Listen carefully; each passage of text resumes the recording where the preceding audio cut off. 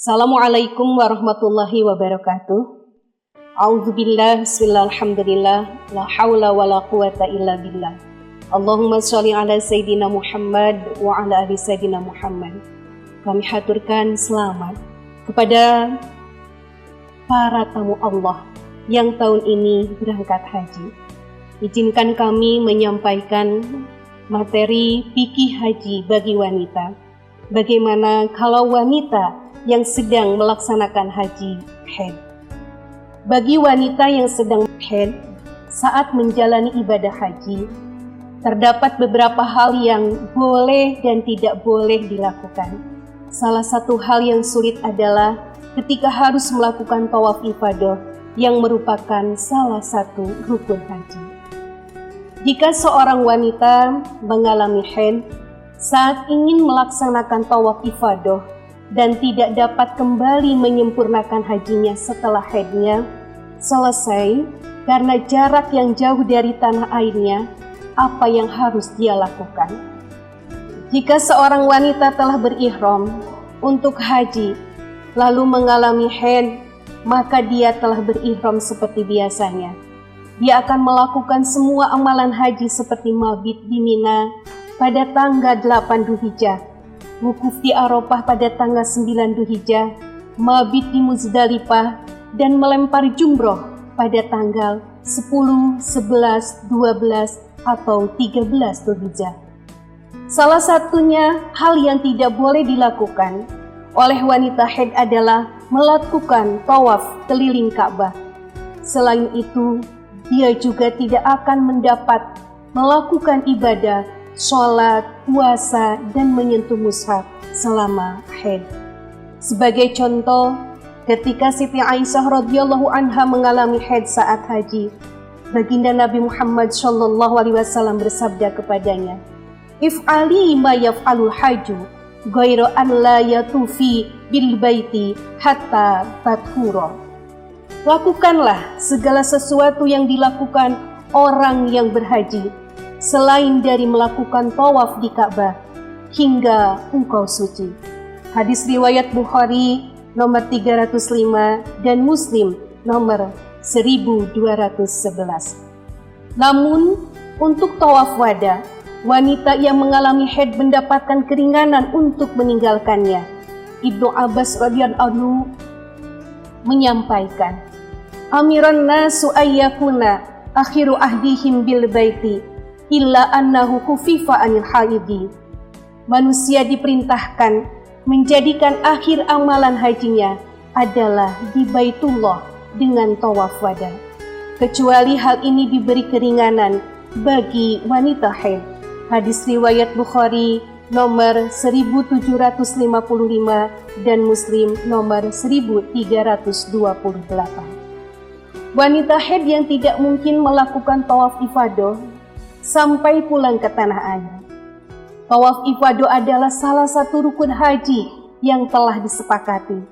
Tawaf ini juga dikenal sebagai tawaf ziarah atau tawaf fardu, karena merupakan bagian esensial dari pelaksanaan haji. Tawaf ifadah tidak dapat digantikan dengan ibadah lainnya setelah melakukan wukuf di Arafah dan mabit di Muzdalifah. Jemaah haji akan bergerak ke Mina pada hari Idul Adha. Kemudian mereka akan melempar jumroh dan melakukan penyembelihan hewan kurban, diikuti dengan mencukur atau menggunduli kepala. Setelah itu mereka akan menuju Mekah untuk melakukan tawaf keliling Ka'bah sebagai bagian dari tawaf ifadah. Hal yang perlu dipahami adalah, satu, para ulama sepakat bahwa tawaf harus dilakukan dalam keadaan bersuci. Oleh karena itu, wanita yang sedang mengalami haid tidak boleh melaksanakan tawaf, tetapi harus menunggu hingga suci untuk melakukan ibadah ini. Dua, tawaf kudum. Tawaf yang dilakukan ketika datang ke Mekah sebagai penghormatan kepada Baitullah Ka'bah, dan tawaf wada, tawaf yang dilakukan sebelum meninggalkan Mekah. Tidak diwajibkan bagi wanita yang sedang mengalami haid. 3. wanita yang mengalami haid disarankan untuk menunggu hingga suci sebelum melakukan tawaf ifadah. Setelah menjadi suci, wanita tersebut dapat melaksanakan tawaf dan meninggalkan Mekah. Masalahnya, jika seorang wanita mengalami haid dan tidak dapat kembali ke Mekah setelah haidnya berakhir untuk melaksanakan tawaf ifadah yang merupakan salah satu rukun haji, para ulama memiliki pendapat yang berbeda mengenai apakah wanita yang berada di dalam situasi ini boleh atau tidak melakukan tawaf dalam keadaan haid. Menurut pandangan yang tepat, wanita yang mengalami haid seperti ini diperbolehkan untuk melakukan tawaf dalam keadaan haid, tetapi harus melakukan toharoh bersuci sebelum melakukannya. Pendapat ini mengambil contoh dari kondisi sholat, di mana syarat bersuci dapat diabaikan dalam keadaan darurat. Misalnya, ketika seseorang sakit dan tidak dapat berwudu atau tayamum, dia tetap harus melaksanakan sholat meskipun dalam keadaan hadas. Hal ini juga berlaku untuk tawaf. Lihat An-Nawazil fil Hajj halaman 3000, halaman 311 sampai 312.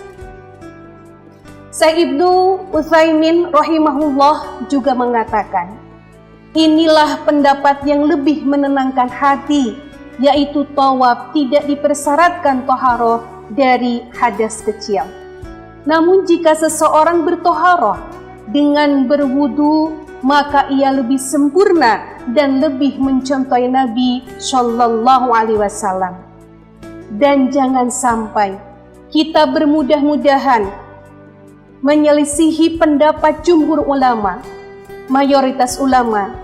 Akan tetapi kadangkala apabila dalam kondisi darurat kita memilih pendapat Syekhul Islam Ibnu Taimiyah, seperti misalnya ketika dalam kondisi sangat padat, jika kita mengharuskan untuk berwudu ketika wudunya batal, lalu ia balik ke tempat tawaf dalam keadaan padat jemaah, lebih-lebih lagi jika tawafnya masih tersisa beberapa putaran saja, maka ini tentu jadi beban yang amat berat.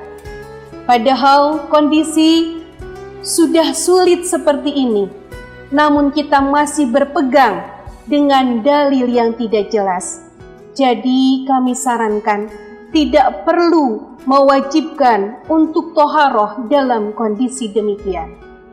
Namun hendaklah mengambil sikap yang mudah dan toleran. Karena memaksa manusia padahal ada kesulitan saat itu justru malah bertentangan dengan firman Allah Ta'ala. Bismillahirrahmanirrahim. Yuridullahu bikumul yusra wa la yuridu bikumul usra. Allah menghendaki kemudahan bagimu dan tidak menghendaki kesukaran bagimu. Kisah surat Al-Baqarah ayat 185. Syahrul Mu'ti 262 sampai 263. Bagaimana dengan obat penghalang haid? Selain itu, jika wanita memerlukan obat penghalang haid saat haji karena ada hajat tertentu atau situasi darurat, beberapa ulama memperbolehkannya dengan catatan obat tersebut tidak membawa efek negatif dan tidak melanggar syariat agama. Penggunaan obat semacam ini dapat membantu wanita dalam mengatasi situasi yang sulit seperti ini. Mengingat jarak yang jauh dari tanah air dan sulitnya menyempurnakan ibadah haji, jika wanita tiba-tiba mengalami haid di tengah-tengah manasik haji. Dalam kitab Al-Mughni, Ibnu Qudamah rahimahullahu mengatakan, diriwayatkan dari Imam Ahmad radhiyallahu anhu, beliau berkata, tidak mengapa seorang wanita mengkonsumsi obat-obatan untuk menghalangi haid, asalkan obat tersebut baik tidak membawa efek negatif. Kitab Al-Mughni halaman 450. Secara berkeseluruhan, wanita yang mengalami haid saat haji memiliki beberapa opsi dan pandangan ulama yang berbeda dalam menghadapi situasi tersebut. Meskipun ada keringanan dalam berbagai aspek ibadah, wanita diharapkan untuk memahami dan mempertimbangkan pandangan agama serta melakukan yang terbaik dalam menghadapi tantangan tersebut. Itu saja yang bisa kami sampaikan. Mudah-mudahan ada manfaatnya dan mohon maaf apabila ada kekeliruan. Wallahu muwaffiq ila aqwamit thoriq. Wassalamualaikum warahmatullahi wabarakatuh.